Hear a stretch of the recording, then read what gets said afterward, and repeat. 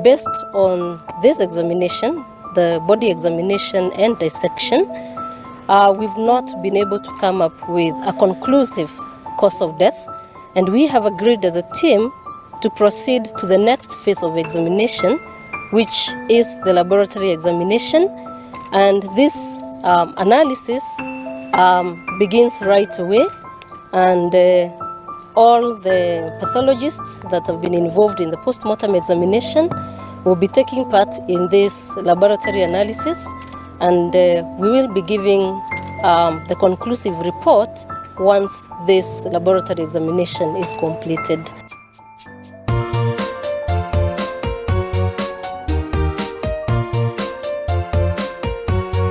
Fidel Castro Odinga was born on 2nd of November 1973 in Nairobi and was the first child and son born to Raila Odinga and Ida Onyango Odinga. He had 3 siblings, 2 brothers and a sister. He expressed a sense of protection towards his younger siblings, but at the same time was kind and very soft-spoken. Though he was born to a royal family, his parents assured that he experienced the life of a normal kid, which saw him attend some of Kenya's best schools. He began school at Consolata Primary School in Nairobi, where he completed his Kenya Certificate of Primary Education. In the year 1989, he joined Mbenji Academy, Siaya County, for his secondary school education and studied up to the year 1992. After high school, Fidel joined a university in India, where he only studied for a year before proceeding to Prairie View A&M University in Texas, United States. After a few months of study, he moved to Southeastern University in Washington, D.C. There, he pursued a bachelor's in business management and marketing. While in the U.S., his life was not all cozy. He found himself on the wrong side with the law. To be specific, the available court records that our team managed to get showed that Fidel was charged by a Maryland judicial court on the 21st January 2000. He was found guilty of theft by a local district court in the USA. He had stolen $300. On February 28, year 2002, the same court charged him again, this time guilty of possession of bang and related paraphernalia. Right before the 2002 Kenyan general elections, Fidel was forced to come back to Kenya, also a step to escaping his incidences with the American government. With his name already established here in Kenya, he used his entrepreneurial spirit and began businesses here in Kenya, both in real estate and petroleum sector, which indeed thrived quite so well. On top of that, he made one move, not surprisingly, but quite unexpected by many Kenyans. He dived head-on into politics. He supported his father's endeavor into politics, championing for his father, especially in their dominant areas like Kibera constituency. Fidel closely interacted with the public, supporting the most vulnerable and especially the youth. His love life wasn't left behind. On the 17th of March, year 2007, he finally married a Kikuyu lady, Veronica Wanjiru Ng'ang'a, under a traditional wedding. The union had taken place only a few months away from the Kenyan general elections of 2007. However, the union was criticized by some people, branding it as a marriage of convenience, where the Raila family was doing this as an attempt to gain trust from the Kikuyu community.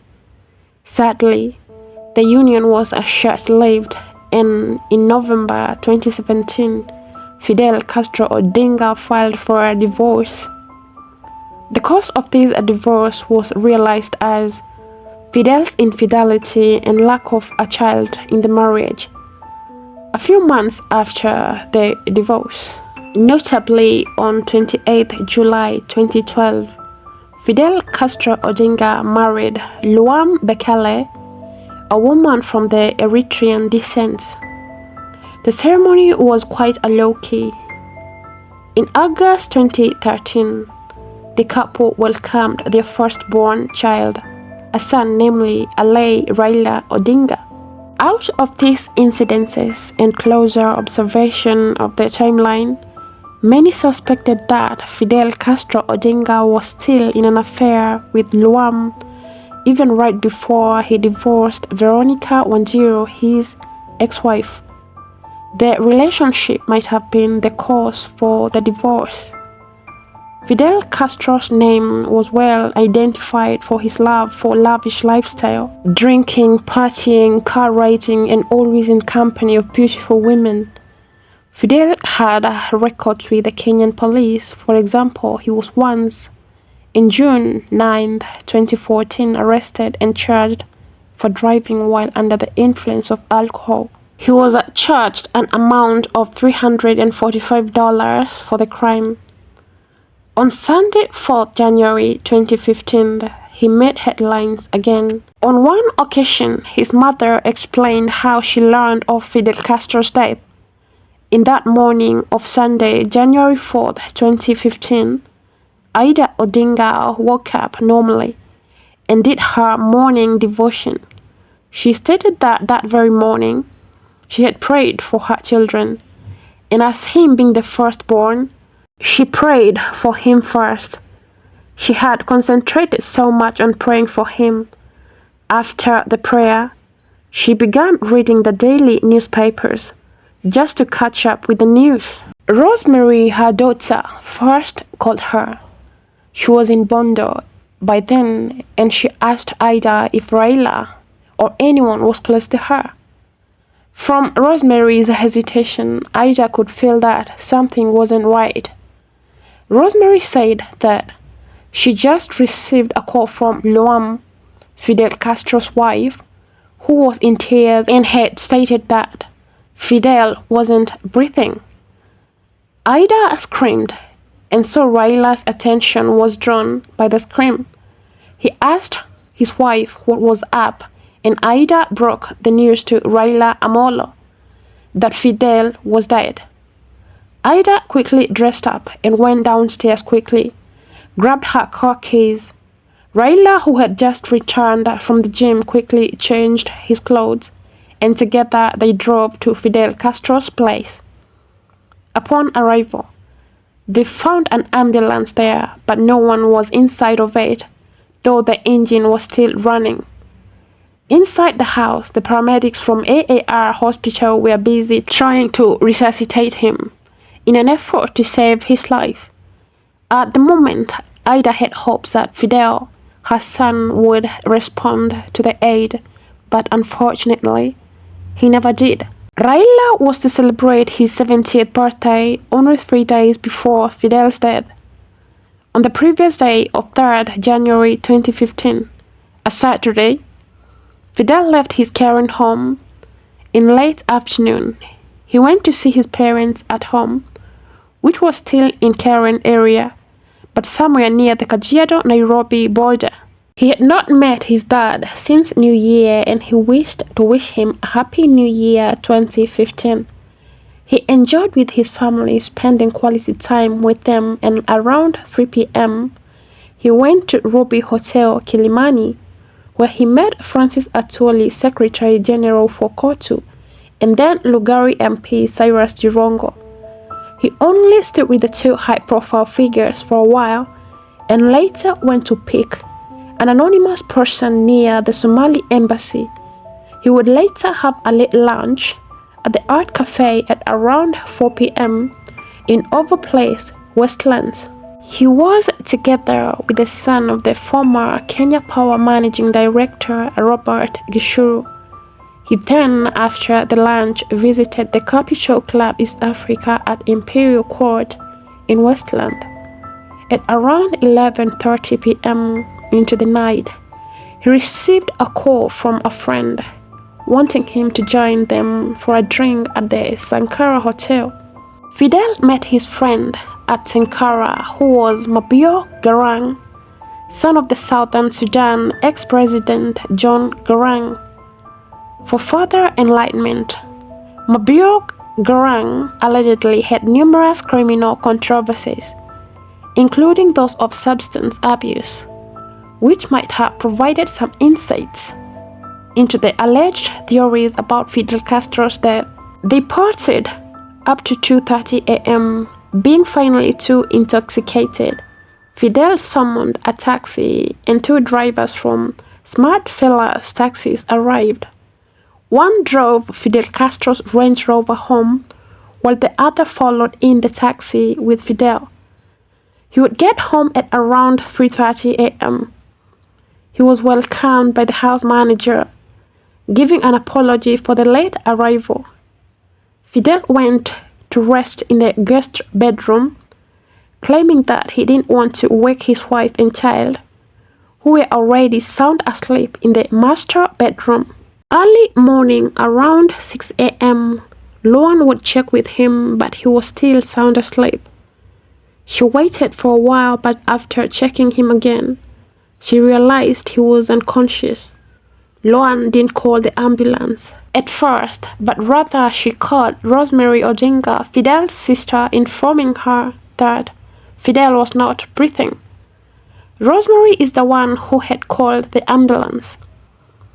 The AAR paramedics announced Fidel Castro as dead, and later, government pathologist Dr. Johannesson Oduo was summoned. He was to study and conduct a quick postmortem to determine if the case was to be declared as a crime. The news of Fidel's death hit the whole nation, and the people started to condole with the family, especially political leaders from Raila's political party, the CORD. In that time, political leaders such as Kalonzo Musyoka suspected that foul play could have been involved, citing suspicions of political ambush since the deaths of Mutula Kilonzo and Otieno Kajwang, who were also dedicated members of the CORD party. Fidel's body was finally taken to Lee Funeral Home as the police began to trace his final moments and encounters.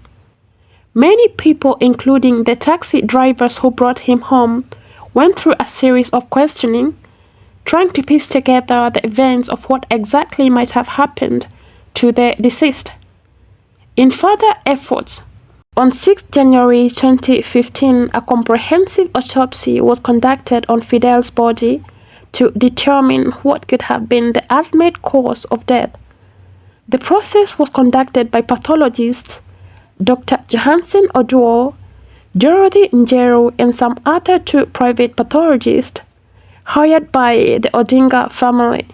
The process was also witnessed by Senator James Orengo and Fidel Castro's first uncle Oburu Odinga. The first process was quite futile, since they still could not determine the cause of death. They were to go for a lab analysis.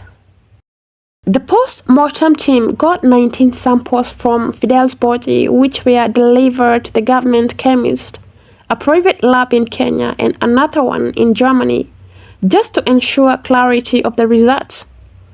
After a few weeks, the results were out, but to surprise you, the Odinga family chose to keep the results private. They were never released to the public.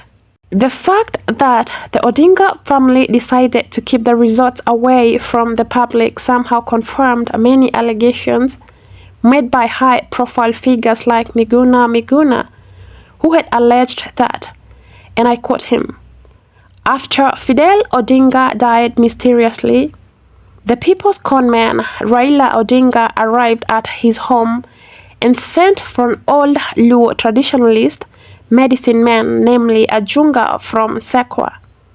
Raila was in Fidel's bedroom, and he ordered a Junga to chop off Fidel's right-hand thumb before he was taken to Lee Funeral Home." These words were posted by Miguna on the 17th of October 2019, alleging that Raila was unsure of the cause of death for his son but decided to not reveal it to the public for the fear of tainting the family name. Miguna's statement allegedly insinuated that Fidel had been sacrificed by his family for dark magic. However, the three strong theories and assumptions among Kenyans included as follows. Number 1. Fidel Castro Odinga was poisoned. However, there were outlined doubts on that theory. The public could not have any reasons to believe that. If Fidel Castro was poisoned, then there was no reason valid enough for the Odinga family to keep such results as private. After all, if it was the case, the people who interacted with him right before his death would have been investigated and later apprehended. In cases of poisoning, the whole nation would have been ready to demand for justice for Fidel, so theory number 1 was not substantial enough at all. Number 2. Fidel Castro died of a drug overdose. The Kenyan public suspected that Fidel Castro had died of drug overdose. This theory seemed too reasonable to ignore, since his last encounter was with Mabur Garang, a person who had a clear record of drug overdose. In February 2017, news outlet informed the public of Mabur being found at a hotel in Dar es Salaam where he was unconscious over a drug overdose and was even admitted at Dr. Mvungi Hospital. These circumstances could not help the public from believing that Fidel Castro and Mabur Garang were nothing but birds of a feather and that he was quite intoxicated that very night. Such a circle could not easily help him from being entangled with the drug-taking psychos. Above all, the fact that the family chose to not reveal the toxicology report to the public could not help the public from believing that Fidel Castro died over a drug overdose, and making such reports public would tarnish the Odinga family name. Allegations of drug overdose had been made by two serious political outliners. On Twitter, Miguna and Boniface Mwangi allegedly stating that Fidel died over a drug overdose, and the family chose to keep the reports private in order to protect its name. On top of that, there were allegations that Fidel Castro, being the first-born son to Raila, was well aware and old enough to understand the pressures that his family went through during the Moi era, especially his father's torture. Fidel lived with the trauma, grappled with such horror, and had finally engaged in drugs, a way of trying to escape the pain his father was taken through. Even after that, Raila Odinga's family had really tried so hard to save Fidel from his drug addiction, severally to no avail. He was always caught up in a cycle, stopping and then going back, until finally he was so involved, almost to a point of no redemption. So Raila and the entire Odinga family well understood Fidel's plight and had done their best to save him from the mess. Theory number 3. Fidel Castro died out of natural cause. But now the question was, would such details not have been revealed during the first autopsy process? Why would it be so hard to inform the public that indeed he died out of natural cause? With theory number 1 and 3 termed as too lame, many Kenyans up to date, though with some degree of doubt and questions, believe that Fidel Castro Odinga died over a drug overdose. On 10th January 2015, Fidel Castro Odinga was laid to rest on a Saturday. He was buried in Bondo at his parents' rural home. He was buried in Opodo, his father's home, next to his grandfather Jaramogi Oginga Odinga. Fidel was eulogized as loving, family-oriented, and committed husband and father. In the aftermath, a heated legal battle ensued over his estates, which involved his widow, Luan Bekele, Ida Odinga, and his younger sister, Winnie Odinga. Having left no will behind, and so Luam, his widow, applied in court to be a legal administrator to Fidel's estate. On January 2019, the court pronounced her and her brother Faham Bekele as the co-administrators to Fidel's estate. The move of having the brother to Luam, who was an extended member to the Odinga family, as a co-administrator to Fidel's estate, left things standing on a hot spot.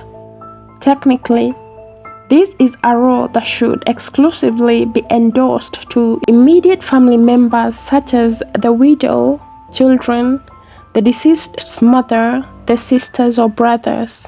Including Luam's brother in the position as a co-administrator in the estate, left Fidel's family and many grappling with a million questions of doubt. The 2nd of August 2019, Ida Odinga and Winnie Odinga moved to court, challenging the move, and the argument was the court's decision locked out other valid parties who wanted to be part of the property administration, especially the immediate family members. The legal battle positioned the Odinga family name at the verge of being tarnished by having serious family secrets exposed. Raila, in his influential position, ensured that he did everything in his power to contain the situation. For example, there were speculations that he had stopped the Standard newspaper from publishing an article headline on Monday, 14th October 2019, a headline that intended to expose the battle going on in his family. It was titled as "The Fight in Raila's Home." Raila had reached out to Gideon Moi, who is the owner of Standard Group, in an effort to ensure that the story never went public.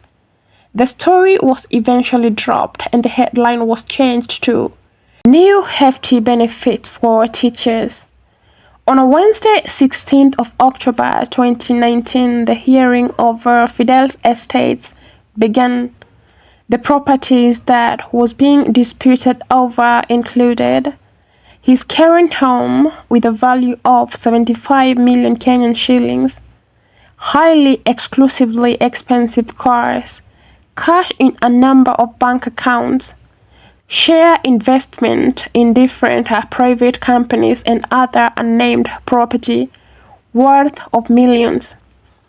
During the hearing, Ida Odinga accused Luam, stating that she left immediately after Fidel was buried and never got in touch with any members of the Odinga family. She also accused Luam of denying them a chance to see Fidel's son, Raila Odinga, and even withdrawing him from school.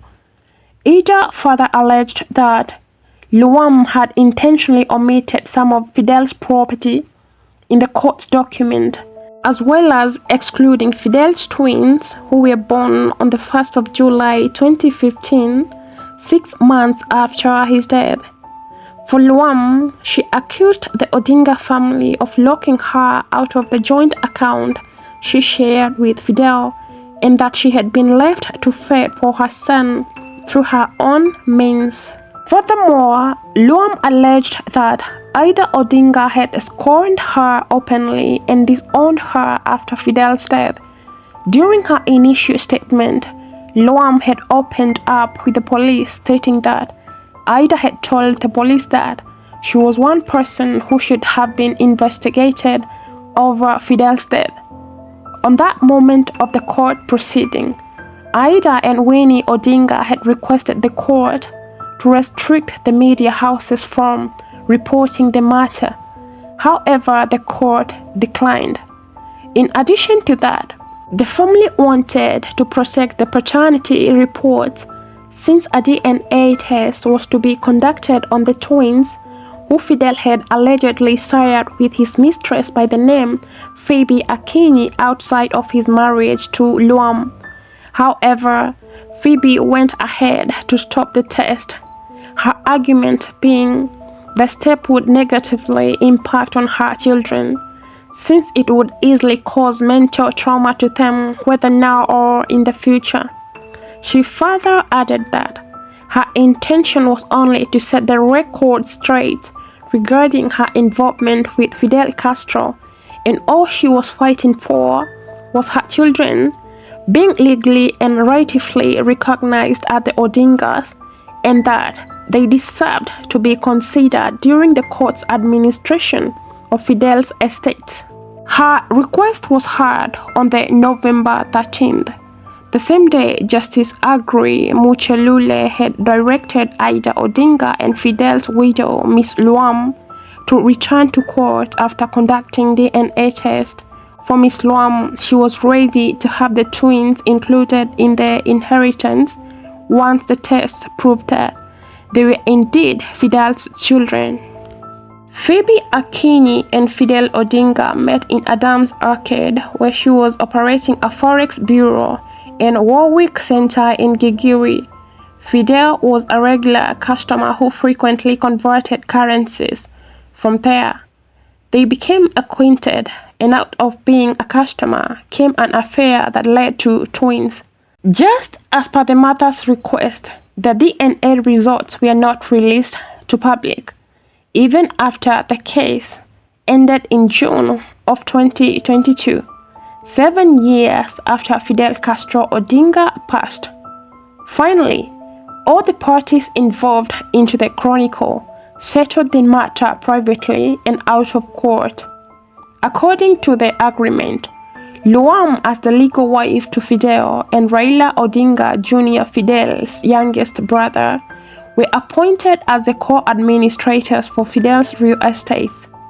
On top of that, Luam gained full control over Fidel's free property, including their Karen home. For the rest of the assets and money, they were placed in a fixed trust account for the benefit of their son Alay. This meant that, in person, Luam could not benefit from any of the money, neither did she have the power to sell any of the property. The cash could only be used for the benefit of the child. And that is the end of Fidel Castro Odinga's story and how he met his untimely passing. And thank you so much for tuning in. Please do consider subscribing, and I will see you in the next one.